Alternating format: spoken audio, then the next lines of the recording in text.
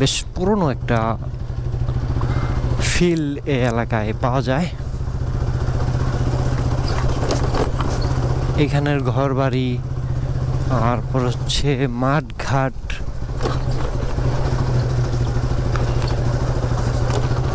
রাস্তার মধ্যে কাদা প্রচুর পরিমাণে। এখানে যে কোনো যানবাহন ফেঁসে যাওয়ার মতো অবস্থা হতে পারে। খুব পুরনো একটা মাটির ঘর।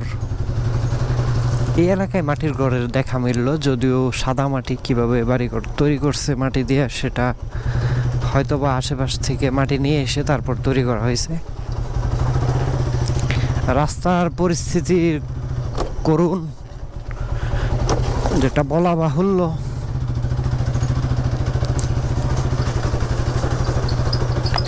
সামনের দিকটায় কি অবস্থা সেটাই এখন আমার দেখার বিষয়।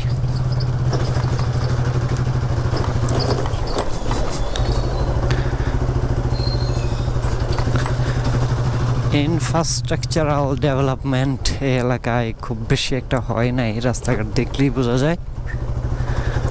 আর সামনের দিকটায় আরো ভয়াবহ অবস্থা।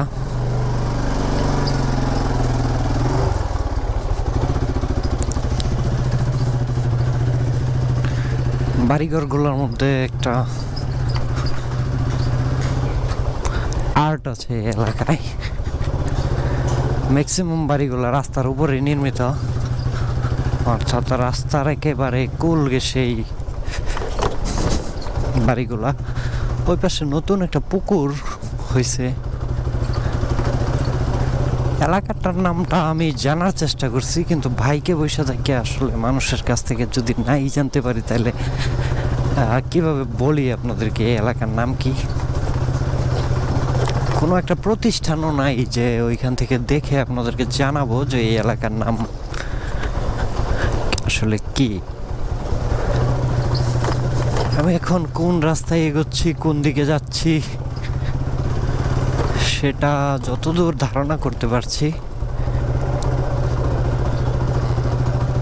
এই রাস্তাটা বানারের পাশ দিয়ে এগিয়ে যাচ্ছে, যদিও বা আমি একটু বানার থেকে ছিটকে দূরে পড়ে গেছি।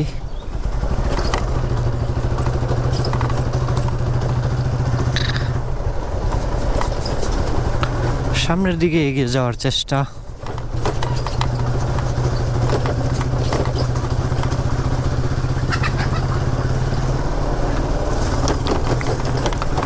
Fully village view.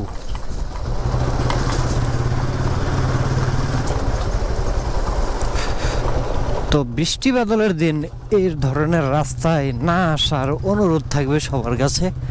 যেহেতু এখনো বৃষ্টি বাদল কিছু নাই, এই জন্য এই রাস্তায় আমি বাইকটা রাইড করতে পারতেছি। আর যদি সামান্য একটু বৃষ্টি হয়, এই রাস্তায় বাইক নিয়ে বের হওয়া এতটাও সহজসাধ্য বিষয় হবে না। খড়ের গাদাগুলো খুব সুন্দর লাগতেছে না? পাশাপাশি তিনটা সামনের দিকে এই কলা বাগানের ভিতর দিয়ে, জঙ্গলের ভিতর দিয়ে রাইড করছি।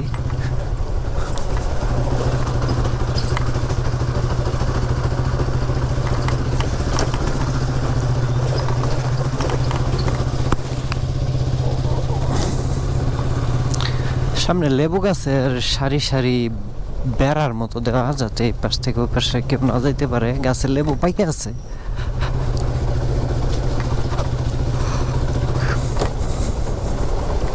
খুব সুন্দর একটা দৃশ্য। এইখানে মানুষজন খাবার খাইতেছে কাজের ফাঁকে। এখানে হয়তো বা ওনারা কাজ করতেছে, বাসার থেকে খাবার নিয়ে আসছে, মাঠে খাবার খাওয়ার দৃশ্য এলাকায় চোখে পড়ে।